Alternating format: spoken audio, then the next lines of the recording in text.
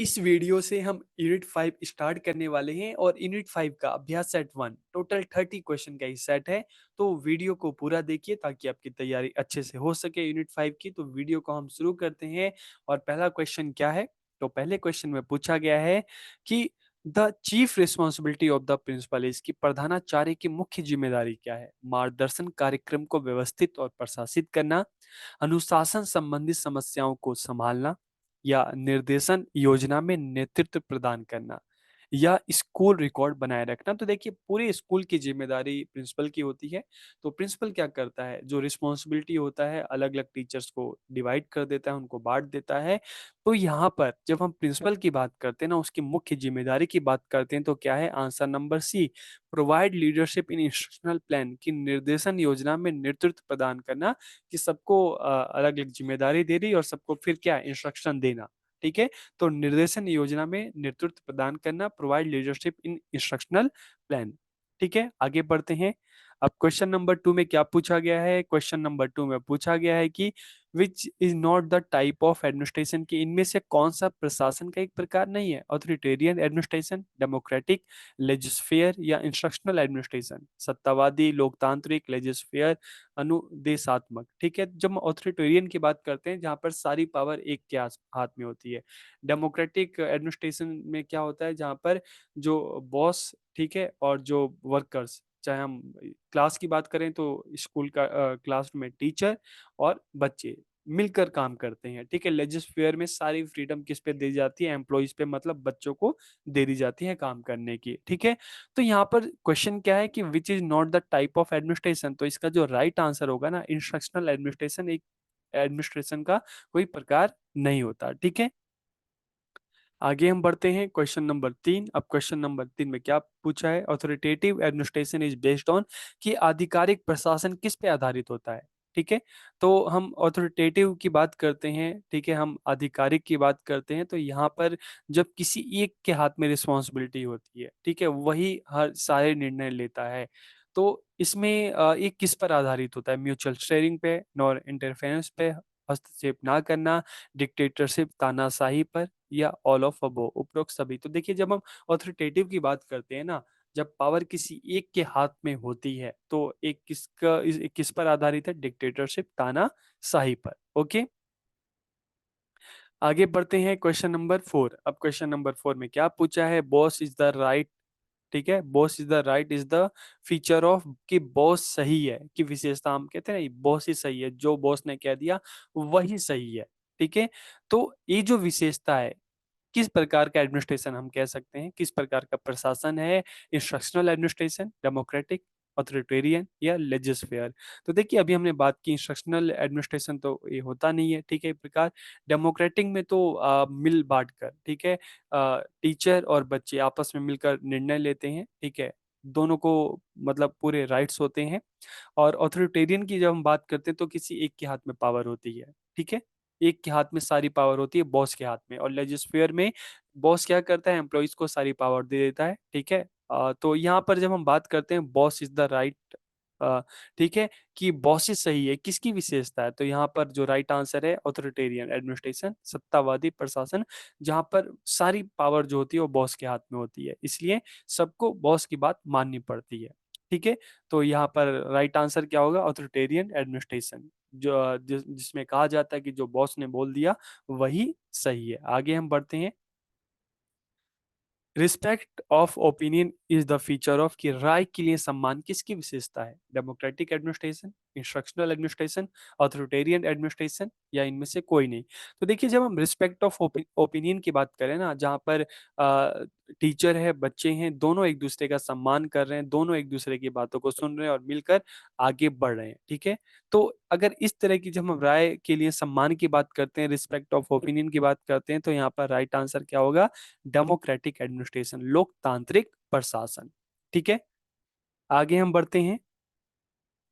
Question number 6। अब question number 6 में क्या पूछा है? इनमें से कौन सी आधिकारिक प्रशासन की विशेषता नहीं है? ऑथोरिटेटिव एडमिनिस्ट्रेशन, जहां पर पावर सिर्फ बॉस के हाथ में है। ठीक है, जहां पे पावर सिर्फ एक इंसान के हाथ में है, तो इनमें से कौन सी आधिकारिक प्रशासन की विशेषता नहीं है? स्ट्रिक्ट डिसिप्लिन, ठीक है, ये बिल्कुल विशेषता है। स्टेयरिंग, रूडनेस रूडनेस या सप्रेशन ऑफ सबऑर्डिनेट्स की अधीनस्थों का दमन। तो कौन सी विशेषता नहीं है? तो देखिए जब हम अथॉरिटेटिव की बात करते हैं ना तो स्ट्रिक्ट डिसिप्लिन इसकी विशेषता है, रूडनेस भी है और अधीनस्थ का जो दमन करना है, ठीक है, वो भी है। तो यहाँ पर जब हम बात करते हैं अथॉरिटेटिव तो शेयरिंग इसकी विशेषता नहीं है। शेयरिंग किसकी विशेषता है? डेमोक्रेटिक की। ओके, आगे हम बढ़ते हैं। Administration is at the core of, प्रशासन के केंद्र में क्या है? जब हम एडमिनिस्ट्रेशन की बात करते हैं ना तो एडमिनिस्ट्रेशन के केंद्र में क्या है? डिसीजन मेकिंग है, ऑर्गेनाइजेशन है, कम्युनिकेशन है, कोऑर्डिनेशन है। तो जब हम एडमिनिस्ट्रेशन की बात करते हैं तो इसके केंद्र में क्या है? डिसीजन मेकिंग या पॉलिसी मेकिंग आता है, ठीक है। आगे हम बढ़ते हैं। Question number 8। अब क्वेश्चन नंबर 8 में क्या पूछा है? विद्यालय प्रशासन को किस स्तर के माध्यम से सबसे अच्छे तरीके से आंका जा सकता है? ठीक है, head teacher, beautiful building, learning outcomes या टीचर स्टूडेंट रिलेशन। तो अगर हम जानना चाहते हैं कि कोई स्कूल बेहतरीन स्कूल है, वहाँ का प्रशासन बहुत बेहतरीन है, तो आप कैसे मतलब ये पता लगा सकते हैं? तो इसके लिए जाहिर सी बात है, ठीक है, अगर हम जिस स्कूल में आप बच्चों का एडमिशन कराना चाहते हो, अगर आपको पता करना है कि स्कूल कैसा है, तो सबसे पहला हर कोई देखता है कि वहाँ पर जो पढ़ने वाले बच्चे हैं, ठीक है, वो कैसे हैं, सीखने का परिणाम क्या आ रहा है, स्कूल का रिजल्ट क्या आ रहा है, ठीक है। तो यहाँ पर मेन चीज क्या आता है कि किसी भी स्कूल को, विद्यालय प्रशासन को सबसे अच्छे तरह से आंकने का तरीका है कि वहाँ पर लर्निंग आउटकम्स क्या है, बच्चा कितना सीख रहा है, बच्चा अगर जा रहा है तो उसको चीजें समझ में आ रही हैं कि नहीं आ रही। तो ठीक है, लर्निंग आउटकम्स इसका जो एक बेस है, ठीक है, एक आधार है। Question number 10। अब इसमें क्या पूछा है? Budgeting is an estimation of, कि बजट एक अनुमान है। तो बजट का मतलब क्या होता है? इनकम एंड इन्वेस्टमेंट या इनकम एंड एक्सपेंडिचर या इन्वेस्टमेंट या सभी। तो देखिए जब हम बजट की बात करते हैं ना तो बजट का मतलब होता है कि कितनी आय हुई और कितना खर्च किया। तो क्या है? Income and expenditure. आपके घर में भी बजट होता होगा ना कि कितनी इनकम आ रही है, उसको किस किन चीज़ों पे महीने का जो है खर्च करना है, तो इसको क्या कहते हैं जब वो बजट की बात करते हैं? इनकम एंड एक्सपेंडिचर, आय और व्यय। क्वेश्चन नंबर 10 में क्या पूछा है? Democratic administration is based on, लोकतांत्रिक प्रशासन किस पे आधारित है? म्यूचुअल शेयरिंग पे, डिक्टेटरशिप पे, नॉन इंटरफेरेंस पे या इनमें से कोई नहीं। तो जब हम डेमोक्रेसी की बात करते हैं तो जहां पर चाहे बॉस है, एम्प्लॉई है, दोनों एक दूसरे की राय लेकर काम करते हैं। क्लास की बात करें तो टीचर और बच्चे आपस में मिलकर जो है मतलब टीचिंग लर्निंग में दोनों की पूरी भागीदारी होती है, ठीक है। तो यहाँ पर बात किसकी की जाएगी? म्यूचुअल शेयरिंग की। ओके, आगे बढ़ते हैं।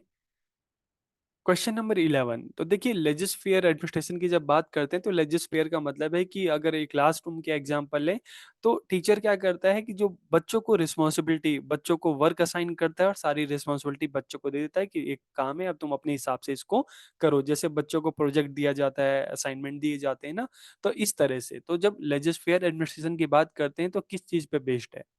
म्यूचुअल शेयरिंग पे, डिक्टेटरशिप पे, नॉन इंटरफेरेंस पे या इनमें से कोई नहीं। तो देखिए मैंने आपको बताया कि टीचर क्या करता है, सारी पावर बच्चों को दे रहा है कि अब तुम अपना अपने हिसाब से काम करो, ठीक है, कोई तुम्हें परेशान नहीं करेगा। तो मतलब क्या है? नॉन इंटरफेरेंस, हस्तक्षेप ना करना, एम्प्लॉइज को वर्क असाइन करना और उनको पूरी फ्रीडम देना अपने तरीके से काम को करने की। आगे बढ़ते हैं। Question number 12। Assessment of how well a school is performing is, कि एक विद्यालय कितना अच्छा प्रदर्शन कर रहा है, इसका आकलन कैसे किया जाता है? एडमिनिस्ट्रेशन से, इंस्पेक्शन से, सुपरविजन से या सभी पे? तो देखिए आप सबको भी याद होगा, आप स्कूल में पढ़ते होंगे तो अक्सर आपके स्कूल में वंस ईयर या ट्वाइस ईयर, साल में एक या दो बार हमेशा इंस्पेक्शन होते थे, ठीक है। बड़े जो ऑफिसर थे, अधिकारी स्तर पर सब आते थे, इंस्पेक्शन करते थे। किस लिए करते थे? ये पता लगाने के लिए कि बच्चा जो स्कूल है कितना अच्छा प्रदर्शन कर रहा है। तो उसमें बच्चों का रिजल्ट देखा जाता था, सारी चीजें देखी जाती थी, बिल्डिंग देखी जाती थी, ठीक है, फैसिलिटीज देखी जाती थी। तो यहाँ पर जो राइट आंसर क्या होगा? वो होगा इंस्पेक्शन, ठीक है। इंस्पेक्शन के द्वारा ही ये पता लगाया जाता है, आकलन किया जाता है कि एक विद्यालय कितना अच्छा प्रदर्शन कर रहा है कि नहीं। क्वेश्चन नंबर 13 में क्या पूछा है? To make arrangements is the part of, की व्यवस्था करना किसका हिस्सा है? ठीक है, प्लानिंग का है, कमांडिंग का है, ऑर्गेनाइजिंग का है या कोऑर्डिनेटिंग का है? तो जब हम व्यवस्था की बात करते हैं ना, व्यवस्था या अरेंजमेंट, तो इसका संबंध किससे आता है? इसका संबंध आता है ऑर्गेनाइजिंग, ठीक है, ऑर्गेनाइज करना। आगे बढ़ते हैं क्वेश्चन नंबर 14। तो क्वेश्चन नंबर 14 में क्या पूछा है? स्टाफ डेवलपमेंट में स्टाफ डेवलपमेंट सिंपल सा एग्जांपल समझ सकते हो कि मान लो स्कूल में टीचर है, ठीक है? तो अब टीचर की नॉलेज इनहेंस हो तो उसके लिए क्या करेंगे आप? ठीक है?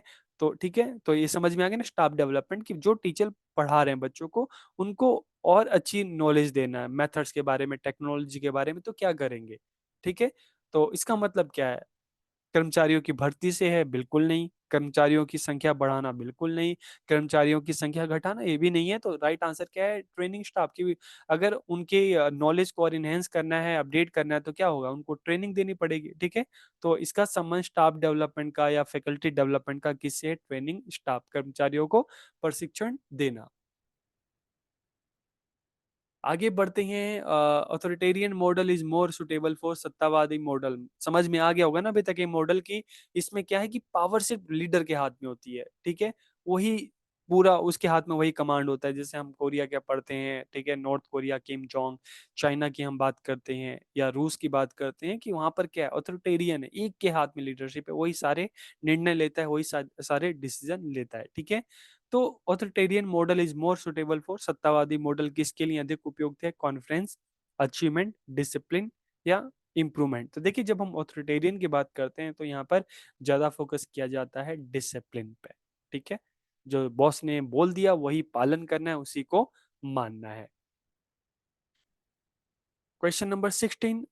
ऑटोनॉमी मीन्स स्वायत्ता का क्या अर्थ है? स्वायत्ता का क्या अर्थ है? ठीक है?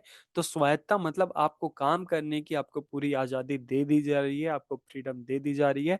जैसे गवर्नमेंट क्या करती है, अलग अलग एजुकेशनल जो आप कह सकते हो इंस्टीट्यूशन है, जैसे हम एनसीईआरटी की बात करते हैं, एससीईआरटी की बात करते हैं, तो इनको एजुकेशनल रिसर्च जो उनकी रिस्पॉन्सिबिलिटी है, उनको पूरी फ्रीडम मिली है कि अपने एरिया में अपने तरीके से काम करें, ठीक है? इसी तरह से कॉलेज की बात करते हैं, यूनिवर्सिटीज़ की बात करते हैं, उनको भी फ्रीडम होती है कि बच्चों को किस तरह से पढ़ाना है, तो काफ़ी फ्रीडम उनको ही मिलती है। तो इस तरह की जो फ्रीडम होती है उसको ऑटोनॉमी कहते हैं, ठीक है? उनको रिस्पॉन्सिबिलिटी भी दी जाती है, लेकिन साथ में ऑटोनॉमी भी दी जाती है, कुछ हद तक उनको फ्रीडम भी दी जाती है। तो ऑटोनॉमी मीन्स स्वायत्ता का क्या अर्थ है? Self directing freedom, self government स्वशासन, या ए और बी दोनों, या इनमें से कोई नहीं। तो इसका जो राइट आंसर क्या है? ए और बी दोनों। ऑटोनोमी मतलब सामने वाले को, ठीक है, टीचर हो, ऑर्गेनाइजेशन हो, उसको फ्रीडम, एक हद तक फ्रीडम देना कि वो अपने काम को अपने तरीके से कर सकता है, बस रिजल्ट अच्छा आना चाहिए, ठीक है? नेक्स्ट अगर हम बात करते हैं क्वेश्चन नंबर 17। तो इसमें क्या पूछा है? इनमें से कौन सा विद्यालय केंद्र सरकार द्वारा वित्त पोषित और प्रशासित है? तो इनमें से कौन सा विद्यालय है जिसको फंडिंग और जिसका जो मैनेजमेंट है, ठीक है, वो कौन करता है? सेंट्रल गवर्नमेंट करती है। प्राइवेट स्कूल, शासकीय या राजकीय विद्यालय, सेंट्रल स्कूल या म्युनिसिपल कॉर्पोरेशन। तो इसका राइट आंसर क्या होगा? सेंट्रल स्कूल, केंद्रीय विद्यालय, ठीक है? आगे हम बढ़ते हैं। Question number 18। अब इसमें क्या पूछा है?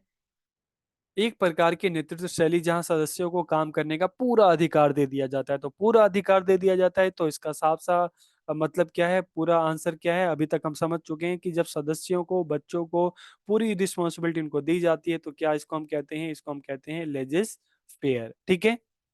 क्योंकि ऑथोरिटेरियन में सिर्फ बॉस के हाथ में पावर होती है, डेमोक्रेटिक में दोनों बच्चे और टीचर मिलकर काम करते हैं, एम्प्लॉय और बॉस दोनों मिलकर। लेजिस्लेचर में सारी रिस्पॉन्सिबिलिटी, क्लास की बात करें बच्चों को दे दी जाती है, स्कूल की बात करें टीचर को दे दी जाती है, और किसी ऑर्गेनाइजेशन की बात करें तो वहां पर एम्प्लॉयज को दे दी जाती है। तो इसे हम क्या कहेंगे? लेजिस फेयर, गैर हस्तक्षेपवादी नेतृत्व। आगे बढ़ते हैं क्वेश्चन नंबर 19। अब इसमें क्या पूछा है? जब प्रधानाध्यापक मतलब प्रिंसिपल, शिक्षक, विद्यार्थी और संकाय के सभी सदस्य एक साथ मिलकर एक दूसरे की हेल्प के काम करते हैं, ठीक है, एक दूसरे को कोऑर्डिनेट करते हैं, तो इस तरह के हम इसको हम क्या कहेंगे? School climate, positive school management, school culture या इफेक्टिव कम्युनिकेशन। तो इसको हम क्या कहेंगे? Positive school management. School management positive होगा, सब मिलकर एक दूसरे का सहयोग करेंगे, काम करेंगे तो स्कूल आगे बढ़ेगा। Question number 20। स्कूल इफेक्टिवनेस विद्यालय प्रभावशीलता है क्या है? Effective teaching and learning, principles leadership skill, student discipline, ठीक है, या सभी। तो जब स्कूल इफेक्टिवनेस की बात करेंगे तो इसमें सारी चीजें आ जाएंगी, ठीक है? इसमें इफेक्टिव टीचिंग लर्निंग भी आ जाएगा, प्रिंसिपल की लीडरशिप स्किल्स भी आ जाएगी, स्टूडेंट का सेल्फ डिसिप्लिन भी आ जाएगा। तो इन सबको मिलकर हम क्या कहेंगे, स्कूल इफेक्टिवनेस। क्वेश्चन नंबर 21, तो 21 में क्या पूछा है, निम्नलिखित में से कौन सा सकारात्मक कक्षा प्रबंध की विशेषता नहीं है। ठीक है, which of the following is not a characteristics of positive classroom management। तो पॉजिटिव क्लासरूम मैनेजमेंट की क्या विशेषता नहीं है, डेवलपिंग फीलिंग ऑफ कोऑपरेशन ये तो विशेषता है, सिंपैथी फॉर मेंबर्स ये भी विशेषता है, इन्वॉल्वमेंट ऑफ द स्टूडेंट ये भी विशेषता है। तो क्या नहीं है, कॉर्पोरल पनिशमेंट, शारीरिक दंड। ठीक है, पॉजिटिव क्लासरूम की विशेषता नहीं है। आगे बढ़ते हैं, क्वेश्चन नंबर 22, इसमें क्या पूछा है, educational administration in India is classified into how many tyres, कि भारत में शैक्षिक प्रशासन कितने स्तरों पर वर्गीकृत है। ठीक है, तो देखिए यहाँ पर सिंपल सा एग्जांपल ले लिए, तीन स्तर हैं, एक केंद्र हो गया, दूसरा स्टेट हो गया, राज्य हो गया, और तीसरा डिस्ट्रिक्ट लेवल पे लोकल। ठीक है, तो कितने लेवल हैं इसके, 3 टियर है, 3 स्तर हैं इसके। ठीक है, आगे बढ़ते हैं, क्वेश्चन नंबर 23। तो 23 में क्या पूछा है कि what type of concept of leadership is found in educational administration, कि शैक्षिक प्रशासन में नेतृत्व की किस प्रकार की अवधारणा पाई जाती है, वैल्यू ओरिएंटेड, एजुकेशनल, बिहेवियर या क्वालिटेटिव। तो यहाँ पर जो राइट आंसर होगा वो क्या होगा, वैल्यू ओरिएंटेड। जब हम एजुकेशनल लीडरशिप की बात करते हैं, एजुकेशनल एडमिनिस्ट्रेशन की बात करते हैं, तो ये क्या होता है, वैल्यू ओरिएंटेड होता है। ठीक है, क्वेश्चन नंबर 24, 24 में क्या पूछा है, not helpful for better educational administration, की बेहतर शैक्षिक प्रशासन के लिए सहायक नहीं है। क्या नहीं सहायक है, leadership skill, differences with colleagues, participation या डिसीजन मेकिंग स्किल। तो देखिए हम बेटर एजुकेशनल एडमिनिस्ट्रेशन की बात करते हैं ना, बेहतर शैक्षिक प्रशासन की बात करते हैं, तो लीडरशिप स्किल भी जरूरी है। ठीक है, पार्टिसिपेशन भी है, डिसीजन मेकिंग है, क्या जरूरी नहीं है। ठीक है, क्या इसमें सहायक नहीं है, कि अगर लोगों के बीच में, कर्मचारियों के बीच में आपस में मतभेद होने लगेंगे तो ये ठीक नहीं है। ठीक है, तो ये सहायक नहीं है। आगे बढ़ते हैं, क्वेश्चन नंबर 25। तो क्वेश्चन नंबर 25 में क्या पूछा है, शैक्षिक प्रबंधन के मानवीय तत्वों में शामिल है। जब हम बात करते हैं the human elements of educational administration और मैनेजमेंट की बात करते हैं, तो क्या है, जब हम ह्यूमन एलिमेंट्स की बात करते हैं तो इसमें स्टूडेंट भी आते हैं, ठीक है, पेरेंट्स भी आते हैं, और टीचर और अदर नॉन टीचिंग स्टाफ भी आता है। तो राइट आंसर क्या है, ऑल ऑफ अबो, सभी। ओके, आगे हम बढ़ते हैं, क्वेश्चन नंबर 26। तो 26 में क्या पूछा है, प्रबंधन एक ऐसी गतिविधि है जिसमें अन्य लोगों के माध्यम से काम करवाने की जिम्मेदारी शामिल होती है। Management is an activity involving responsibility for getting things done through other people. एक किसने कहा, हेनरी फायोल ने कहा, डब्ल्यू टेलर ने कहा, स्मिथ ने कहा, या कथ बर्ट ने कहा। तो इसका जो राइट आंसर है वो क्या है, इसका राइट आंसर है डी, कथ बर्ट ने कहा। ठीक है, क्या कहा, एक बार आप इसको फिर से ध्यान दे दीजिए, कि management is an activity involving responsibility for getting thing done through other people. Okay, आगे हम बढ़ते हैं, क्वेश्चन नंबर 27। में क्या पूछा है, कि नियोजन एक उद्देश्यपूर्ण कार्य है जिसके कुछ निश्चित क्या डैश और लक्ष्य होते हैं, कि planning is purposeful action having certain क्या रिक्वायरमेंट्स, इंप्रूवमेंट, अपॉर्चुनिटी या ऑब्जेक्टिव। तो राइट आंसर क्या होगा, ऑब्जेक्टिव। ठीक है, कि नियोजन एक उद्देश्यपूर्ण कार्य है जिसके कुछ निश्चित उद्देश्य और लक्ष्य होते हैं। Planning is purposeful action having certain objective and aims to achieve. आगे बढ़ते हैं, अब क्या पूछा है इसमें, modern educational planning emphasis that only the top administrator और the government should be involve in, की आधुनिक शैक्षिक नियोजन इस बात पर जोर देता है कि केवल शीर्ष प्रशासक या सरकार को ही इसमें शामिल होना चाहिए। किसमें शामिल होना चाहिए, मैनेजमेंट में, प्लानिंग में, एक्टिविटी में, या इम्प्लीमेंटिंग में। तो राइट आंसर क्या होगा, प्लानिंग में। जो हायर अथॉरिटी है उसको प्लानिंग में शामिल होना चाहिए। ठीक है, क्वेश्चन नंबर 29। अब इसमें क्या पूछा है, कि किसी भी विश्वविद्यालय का मुख्य विशेषज्ञ या शैक्षणिक अधिकारी कौन होता है। ठीक है, किसी भी विश्वविद्यालय का जो मुख्य शैक्षिक अधिकारी कौन होता है, vice chancellor, pro vice chancellor, registrar या डीन। तो इसका राइट आंसर क्या होगा, वाइस चांसलर। कुलपति, ठीक है? किसी भी विश्वविद्यालय का मुख्य जो शैक्षणिक अधिकारी होता है, वहाँ का वाइस चांसलर होता है। और देखिए, ये चीज़ भी आप ध्यान दीजिए कि स्टेट गवर्नमेंट की बात करें, जो स्टेट यूनिवर्सिटी है, उनका हेड जो होता है, वो राज्यपाल होता है और सेंट्रल का जो हेड होता है, वो राष्ट्रपति होता है। लेकिन यहाँ पर जब पूछा है कि किसी भी विश्वविद्यालय का वहाँ का जो मुख्य शैक्षणिक अधिकारी कौन होता है, ठीक है? तो उसका आंसर क्या है? विदिन यूनिवर्सिटी पूछा है, तो उसका आंसर क्या है? मुख्य शैक्षिक अधिकारी कौन है? वहाँ का वाइस चांसलर। आगे बढ़ते हैं लास्ट क्वेश्चन, तो लास्ट क्वेश्चन में क्या पूछा है? कि विश्वविद्यालय के प्रशासनिक कार्यों की देखरेख किसके द्वारा की जाती है? To the administrative work of the university is supervised by, ठीक है? एक इसको गलत हो गया, ठीक है? एक किसके द्वारा, जो हम यूनिवर्सिटी की बात करते हैं, तो the administrative work of the university is supervised by, विश्वविद्यालय के प्रशासनिक कार्यों की देखरेख किसके द्वारा की जाती है? Vice chancellor, pro vice chancellor, registrar या डीन? तो राइट आंसर क्या होगा? रजिस्ट्रार। ओके, तो 30 क्वेश्चन का ये सेट था। तो आप इसको पूरा अच्छे से पढ़िए, देखिए, और इसमें फिर नेक्स्ट सेट में 2, 3, 4 में और जो रिमेनिंग टॉपिक्स हैं हम उस पर बात करेंगे। आप सबको बहुत-बहुत शुभकामनाएँ।